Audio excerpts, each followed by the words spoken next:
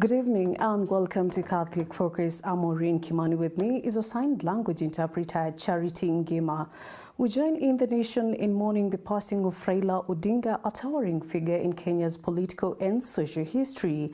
As the country reflects on his legacy, we continue to bring you stories of faith, hope, and community, even in this moment of national sorrow. We begin our highlights from the Vatican, where during his weekly general audience, Pope Leo XIV offered a message of hope, reminding the faithful that Jesus sustains us through all his life, trials, a truth he said should bring comfort amid life's ups and downs. Take a look. Continuing catechesis on the Jubilee theme of Jesus Christ, our hope. Today we consider how the resurrection of Jesus fulfills the desires of every human heart. Our lives are marked by conflicting situations that reveal limitations and are urged to overcome them. We seek worldly recognition, and whether we receive it or not, we still feel empty. This reveals that we are not truly satisfied with achievements and passing certainties of this world. This is because we are created in the image and likeness of God, and through the power of the Holy Spirit, we recognize an inexhaustible longing in our hearts for something more. It is only the resurrected Jesus who can give the true and lasting peace that sustains and fills us. In a world struggling with fatigue and despair, let us be signs of hope, peace, and joy in the risen Lord.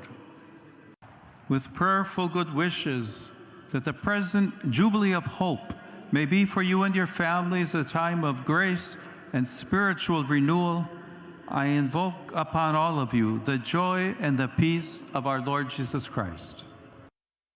Turning to other matters now, stakeholders from across the country are meeting in Nairobi for the KRA Summit 2025, a two-day forum focusing on advancing a more inclusive and digitalized tax system. Deborah Mwanya attended the summit and brings us the full details.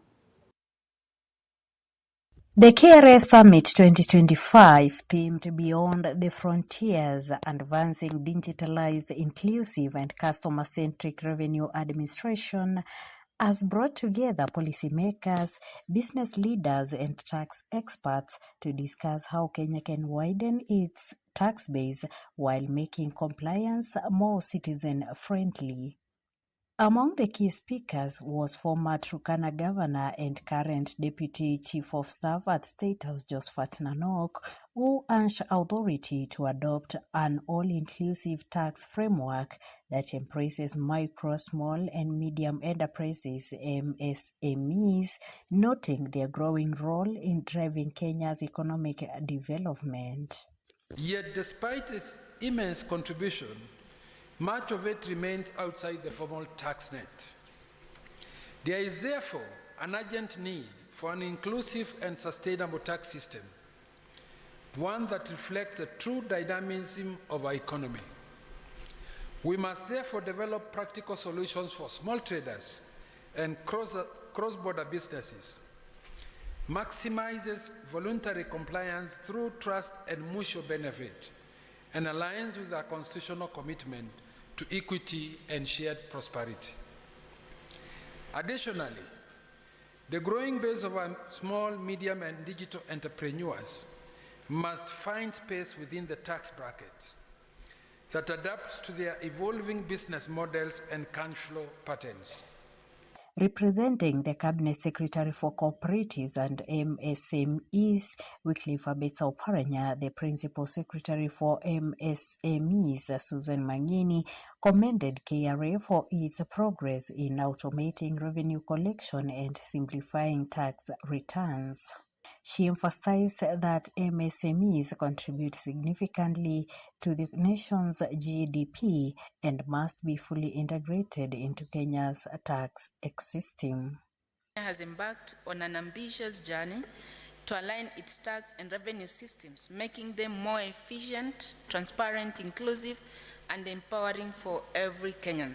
This year's theme, Beyond the Frontiers, advancing digitalized, inclusive, customer-centric revenue administration is therefore timely. It speaks to what our economies urgently need: stronger domestic resource mobilization and a thriving micro, small, and medium enterprises sector that forms the heartbeat of our national growth. Together, we are not just talking about transformation, but rather building a tax ecosystem that fuels enterprise, supports innovation, and secures our country's economic future. The discussions come as the Kenya Revenue Authority marks 30 years since its establishment in 1995, a milestone that has seen the institution evolve into a central pillar of Kenya's fiscal framework. The KRA Board Chairperson Diritu Muriithi acknowledged Kenyans for their continued commitment to paying taxes, urging them to view taxation as a civic responsibility that fuels national growth. Allow me to just restate the obvious. No state exists without taxes. Let me say again, no state can exist without taxes. Now, I know some of my friends are fond of reminding me that as a state we do borrow. Yes, we do, but borrowing is deferred tax. Because even if the loan is for 25 years, we'll have to pay it back. Even if it's for 30 years, we have to pay it back. And we pay it with the taxes that we collect. So all of you in this room, a round of applause to yourselves for participating in financing the state. Speakers challenged the authority, now entering its fourth decade, to continue transforming into a people-centered institution, one that goes beyond enforcement to become a true partner in national development, ensuring every Kenyan, from Amabogas to major corporations, is part of the country's growth. Deborah Mania, Capuchin TV, Catholic Focus, Nairobi. We shift focus now to a developing and heartbreaking story unfolding here in our country. From the corridors of power to the streets of protest, from trenches of opposition to the alleys of continental diplomacy, he was the pulse of Kenya's politics, a man who embodied the struggle, pain, and promise of democracy. In this broadcast, we remember Raila Odinga, fondly called Baba, the people's president who never wielded the instruments of power, yet ruled heart across generations. Associate Elizabeth looks back at the life and legacy of a man whose voice became the sound of Kenya's democratic values. Nilipokuwa niko na shida na chama cha Ford Kenya, nilijiuzulu, nikawacha chama, nikajiuzulu kwa bunge, nikarudi kwa wananchi. Born in January 1945 in Maseno, Kisumu County, Raila Amolo Odinga was the son of Kenya's Vice President Jaramogi Oginga Odinga and Mary Ajuma Odinga, a teacher remembered for her grace, strength, and quiet assertiveness.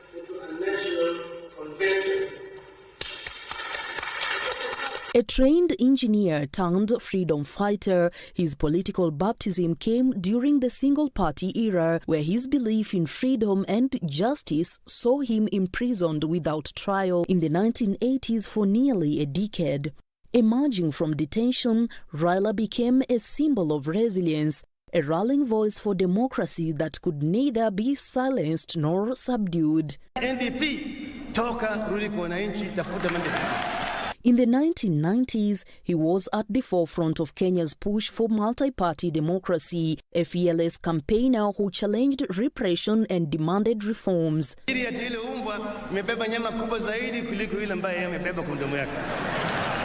charisma and commanding voice made him a natural opposition leader, galvanizing millions who longed for political change. In 2002, Raila cemented his place in history with his famous declaration Kibaki Tosha, a unifying call that ended KANU's 4-decade rule and ushered in a new era of democracy in Kenya. But Raila's journey was never without struggle. His 2007 presidential bid, one of 5 he would make, was marred by post-election violence that scarred the nation. In the years that followed, he served as Kenya's second prime minister in the Grand Coalition government, steering major reforms and laying ground for the 2010 constitution.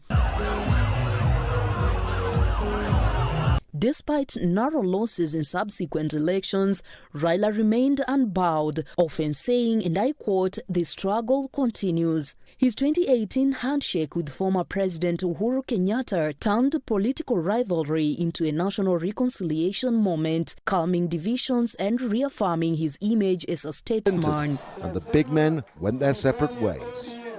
I see what Kenyans are saying all over the place. Kenyans want change, and they see me as representing that change. That's why they are expressing their confidence in me. In 2024, his stature transcended Kenya's borders when he offered himself for the African Union Commission chairmanship, seeking to bring his reform spirit to the continental stage, a final chapter in a life devoted to public service. I stand here as an Pan-Africanist and an Afro-optimist.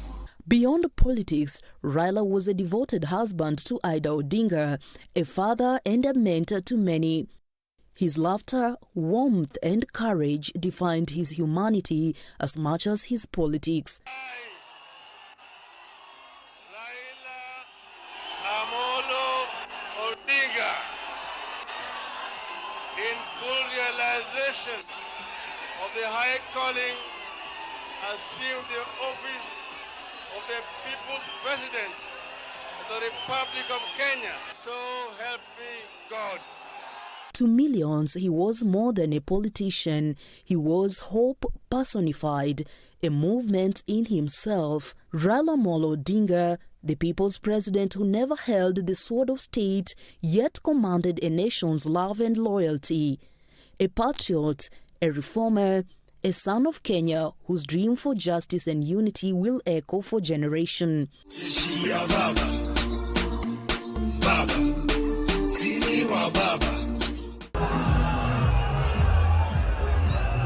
Asasha Elizabeth, reporting for the Catholic Focus, Capuchin TV. And as Capuchin TV, we send our condolences and we say, may the soul of Baba rest in peace. Moving on, the Cabinet Secretary for Youth Affairs, Creative Economy and Sport, Salim Vuria, has called on leaders to champion national unity as a foundation for sustainable development. Let's take a look. Let us not shy. Those in Kitui and all Kenyans, and even our friends who are also in the opposition, we should not be very shy to shower accolades to His Excellency the President for doing the right thing for Kenya, kwa wananchi wa Kitui, kwa sababu kutoka dunia ya sehemu hii iundwe, hii miradi imekuja hapa na imefurika kwa sababu ya juhudi ya rais wetu. Tunaelewa kwamba wengine wana mazungumzo mbadala, wanasema ni haki, miradi hii ni haki, lakini haki lazima iwe na mtu anatimiza, na yule ametimiza haki hii ni rais wetu Daktari William Samoei Ruto. Facility in compliance with sports recommendations, and therefore once we are through with the celebrations, we will now embark on making sure that we put in more requirements for sports. For example, you can see here, you have the opportunity to have the tracks. You know, that walkway now has been done to specification, but we'll come back now to do a tartan track, which will put 8 lanes. So when you want to train here, if you want to host athletics, you can host. The pitch equally, you know, we've done ina uwezo wa kubeba hapa mashabiki 10,000. Sasa uwanja huu umeendelea kukamilika. In other news, Masinde Muliro University of Science and Technology played host to a vibrant cultural showcase during Mr. and Miss Utamaduni 2025, where students and county officials lift up the runway in a celebration of heritage, creativity, and inclusivity. The event stood out for its special category featuring persons with disabilities, whose powerful performances affirmed that disability is not inability.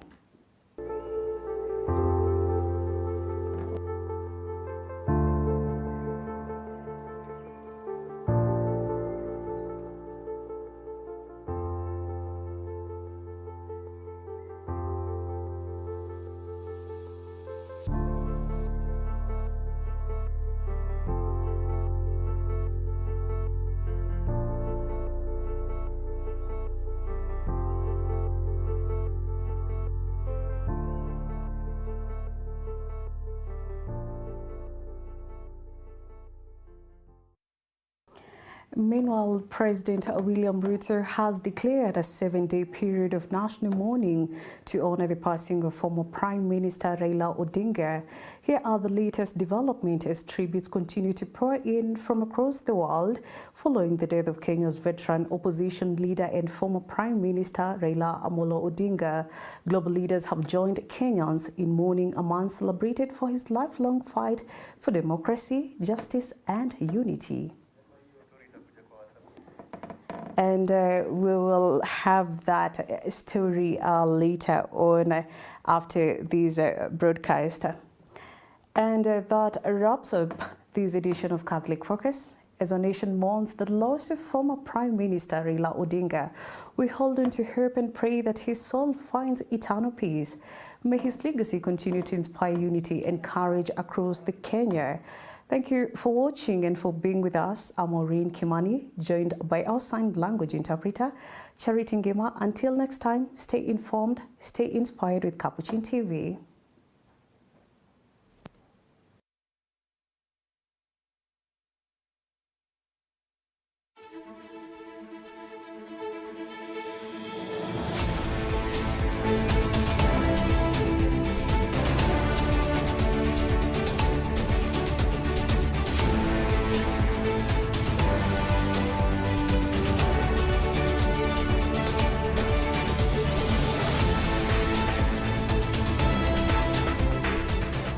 Keep watching Capuchin TV, your staunchly Catholic identity channel. You are watching Capuchin TV. For any complaints, comments, or compliments on our programming, you can either write to us on info@capuchintv.co.ke or you can call us directly on 0717 424 866. Your complaint shall be addressed within 7 days. Remember to keep a copy of your communication with us. Keep watching Capuchin TV, your Catholic identity. We're turning up the heat on Star Times. Unravel the thriller mystery of The Evil Eye Returns on Star Life. Loyalty is tested in a war for power on Gangs of Manila, only on Novella E+. Get absorbed in the emotional twists of My Wonderful Life on Novella E. Step into the all-new season of Hello, Mr. Right, Kenya's most exciting dating reality show, where love meets laughter on Rainbow Plus. Renew your subscription today and keep the magic alive. Starting from just 329 shillings for Nyota Bouquet on the aerial decoder or 549 shillings for Nova Bouquet on the dish decoder. Download the Star Times app to stay connected anytime, anywhere. Star Times. Enjoy digital life.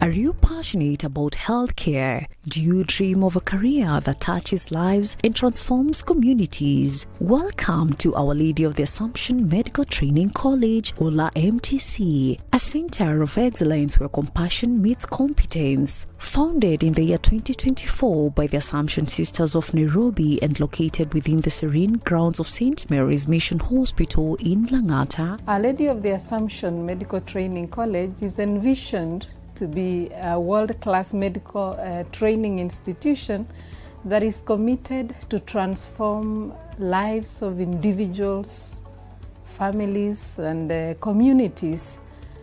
And this is done through provision of quality education. Our mission as Our Lady of the Assumption Medical Training College is to produce competent health professionals who will be leaders in providing safe, compassionate, quality care in responding to the health needs of the society. Ola MTC is more than just a college, it's a calling. We have 113 students pursuing nursing and perioperative theatre technology, both certificate and diploma. Our programs combine rigorous training, real-world hospital experience, and a deep-rooted sense of service. Choose a wide range of certificate and diploma courses including Diploma in Nursing, Perioperative Theatre Technology, Health Records and Information Technology, Medical Laboratory Technology, Social Work and Community Development, Health Support Services, and more. For the practicum, we have a skills lab where we take our students after training because we want them to have knowledge when they're taking care of our patients. We have both boarding facilities for the girls and for the boys, and those who wish to study as day scholars. Whether you scored a C+ or a D+, there's a place for you at Ola MTC. For a young man yearning to be a nurse or enter into the healthcare field, Ola MTC is ready, open, and welcoming. So if you want your daughter or your son to acquire knowledge, to acquire practicum that entails compassion in healthcare, this is a place to be. Join a college driven by values, integrity, and faith, shaping tomorrow's healthcare heroes with compassion at the core. We welcome you, therefore, to Our Lady of the Assumption Medical Training College. Call us today on 0791 835 796. You can also email us at info@olamtc.ac.ke. Visit our website www.olamtc.ac.ke. Our Lady of the Assumption Medical Training College. Your journey to compassionate healthcare begins here.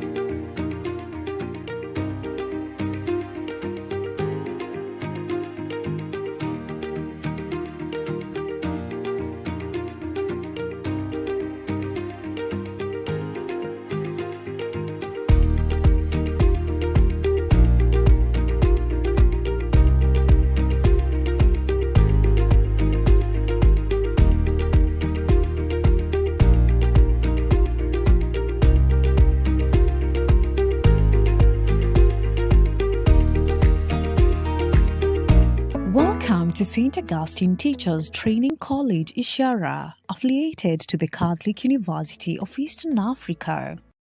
I'm Father Joseph Isaiah Njiro, Principal St. Augustine Teachers Training College in the Catholic Diocese of Embu. This college was started in 1990 by our first Bishop, John Cardinal Joe, with the sole purpose of molding, training, and forming teachers of integrity. These are teachers who are spiritually, emotionally, and psychologically mature in their character and in their personality. We offer the following courses: Diploma in Secondary Teacher Education.